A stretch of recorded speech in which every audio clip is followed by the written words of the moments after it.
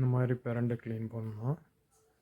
கைக்கு அதுக்கு முன்னே எண்ணெய் போட்டுக்கலாம், இல்லைன்னா கை பிக்கும், நமைச்சலாகும். 2 கைக்கு எண்ணெய் போட்டுக்கின்னு அதை கட் பண்ணி அதில் இருக்கிற நாரெல்லாம் எடுக்கலாம். நார் வந்து நிறைய வரும். அதில் இருக்கு பாருங்கள், 4 பக்கமும் சைடில் வரும். கட் பண்ணி இப்படி இழுக்கும்போது வருது பாருங்கள் நார். இந்த நாருங்களே க்ளீனாக கட் பண்ணி எடுத்துட்டு க்ளீன் பண்ணிக்கலாம் பாருங்கள். இப்போ இந்த மாதிரி தான் 4 முள்ளில் இருக்கிற நாரும் அப்படியே கட் பண்ணி எடுக்கணும். எடுத்துட்டு ஒவ்வொன்றும் க்ளீன் பண்ணிக்கலாம். பாருங்கள் எவ்வளோ நார் இருக்குது. அப்படியே போட்டோம்னா வெறும் நாரே வரும். சட்னி ஆட்டும் போது நாராக தெரியும், சாப்பிட்றதுக்கு கஷ்டமாக இருக்கும். க்ளீன் பண்ணிட்டு சட்னி செய்கிறதுக்கு ரெடி பண்ணிக்கலாம். சட்னி இது வந்து உடம்புக்கு ரொம்ப நல்லது. பூண்டு, வெங்காயம், நாட்டு வெங்காயமாக போட்டுருக்காங்க, பெரிய வெங்காயம் வேணாம். நாட்டு வெங்காயம் போட்டு வதக்கி ரெடி பண்ணிக்கலாம். வாங்க அதுக்கு என்னென்ன இன்க்ரீடியண்ட் வேணுன்றதும் அப்படியே பார்த்துக்கலாம்.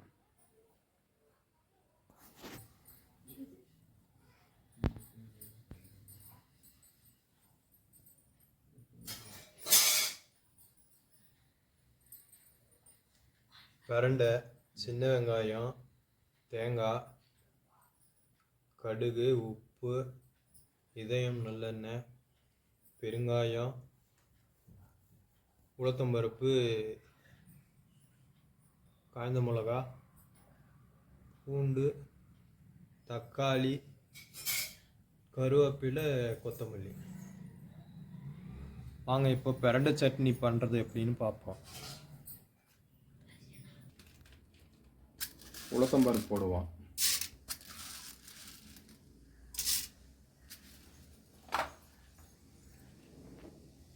மிளகா, காய்ந்த மிளகா வத்தல்,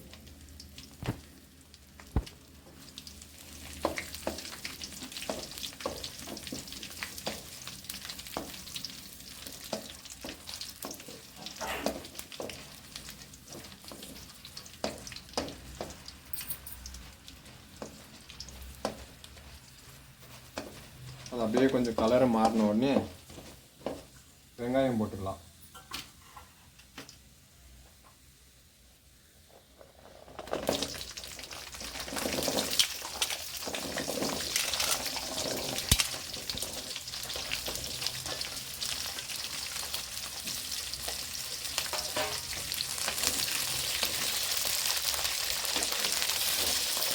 பத்து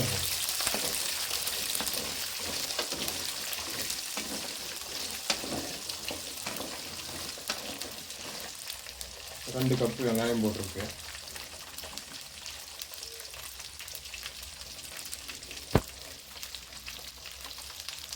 இந்த கப்பில் 2 கப்பு வெங்காயம் போட்டோம். 1 கப்பு பூண்டு போடுறோம்.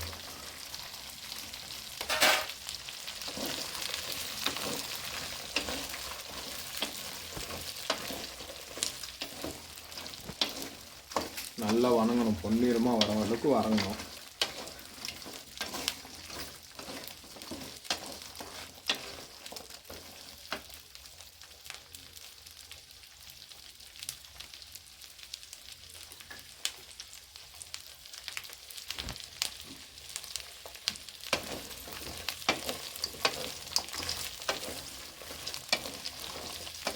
எண்ணெய் வந்து எள்ளெண்ணெய் விட்டுக்குன்னா நல்லது உடம்புக்கு.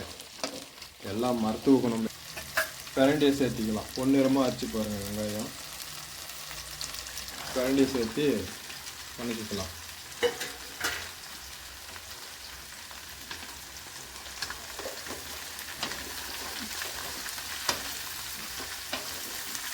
பிரண்டை நல்லா வணங்கணும், இல்லைன்னா வாயெல்லாம் நம்மன்னுடும்.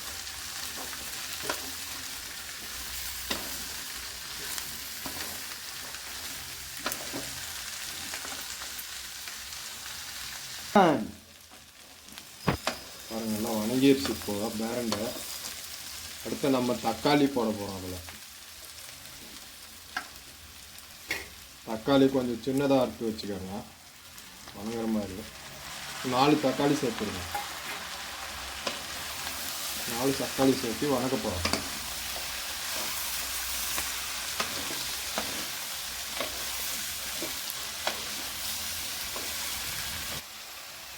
தேவைக்கேற்ப உப்பு போட்டுக்கலாம். உப்பு போட்டு லைட்டாக கிளறி விடலாம். எப்படி வணங்கிருக்கு பாருங்கள்,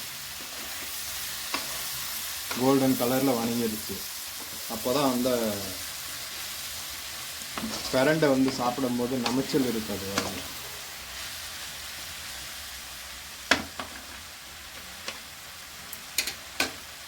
அடுத்து பெருங்காய பொடி போட்டுக்கலாம்.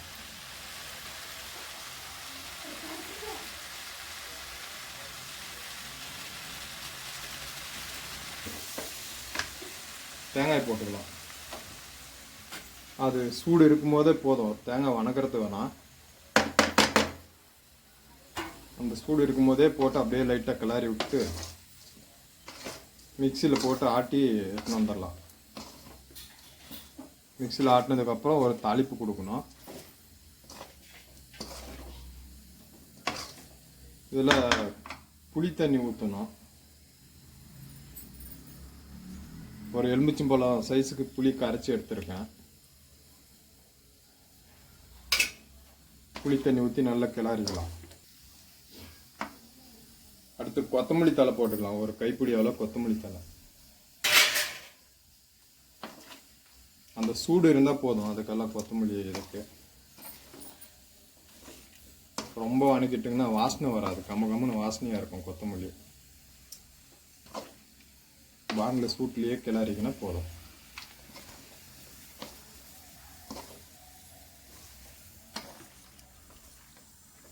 போதும் பாருங்கள். அடுத்து நம்ம மிக்சியில் போட்டுன்னு வந்துடலாம். இதையும் நல்லெண்ணெய் விட்டு தாளிச்சிக்கலாம்.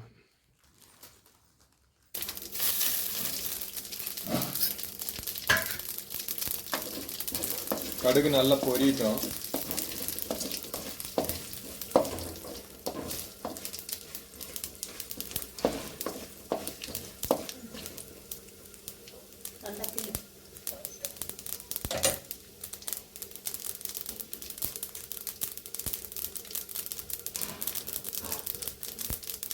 காய்ந்த மிளகா 4 போட்டுக்கலாம்.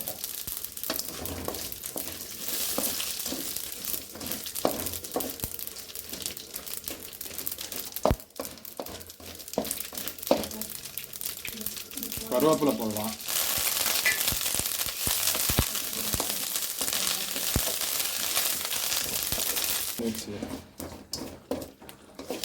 இப்போ வந்து நம்ம அரைச்சி வச்ச சட்னியை அதில் போட்டுக்கலாம்.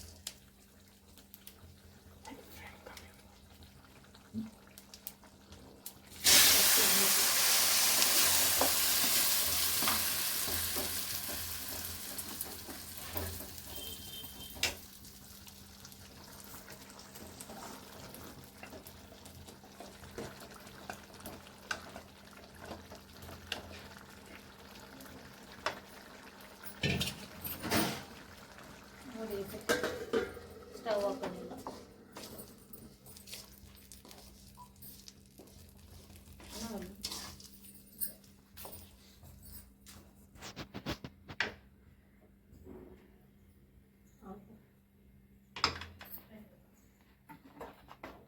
கொஞ்சம் தண்ணி விட்டு ஆட்டணும், இல்லைன்னா மிக்சி ஓடாது, கெட்டியாக பிடிச்சிக்கும். அப்படியே அதனால் கொஞ்சம் நேரம் சூடு பண்ணோம்னா அந்த தண்ணியெல்லாம் இழுத்துக்கும். இழுத்துக்குச்சுன்னா கெடாது, ரொம்ப நாள் வச்சு யூஸ் பண்ணலாம். நாங்கள் 15 நாள் வரலும் வச்சு சாப்பிட்ருக்கோம். ஒன்றாவில் ஃப்ரிட்ஜில் வச்சுக்கணும்.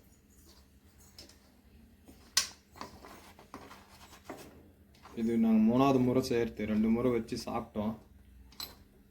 100% ரிசல்ட் இருக்குது. இதில் முட்டி வலி, கை கால் வலிங்க எல்லாத்துக்கும் கேட்குது.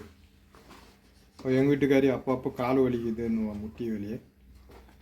இதை போட்டு சாப்பிட்ட பின்னாடி அந்த வலியெல்லாம் இல்லை, 100% கம்மியாக இருக்குது. இது வீடியோ போடுறதுக்காக சொல்லலை, நாங்கள் சாப்பிட்டு ஒரு அனுபவபூர்வமாக சொல்கிறோங்க. எங்கள் வீட்டில் எல்லாருமே சாப்பிடுவோம். சாதத்தோடு போட்டு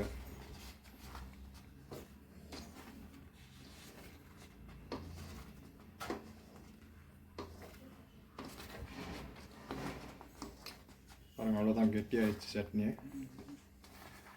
அப்படியே ஒரு பாத்திரத்துக்கு மாற்றி ஃப்ரிட்ஜில் வச்சிட்டிங்கன்னா வேணுன்னும் போது எடுத்து போட்டு சாப்பிட்டுக்கலாம்.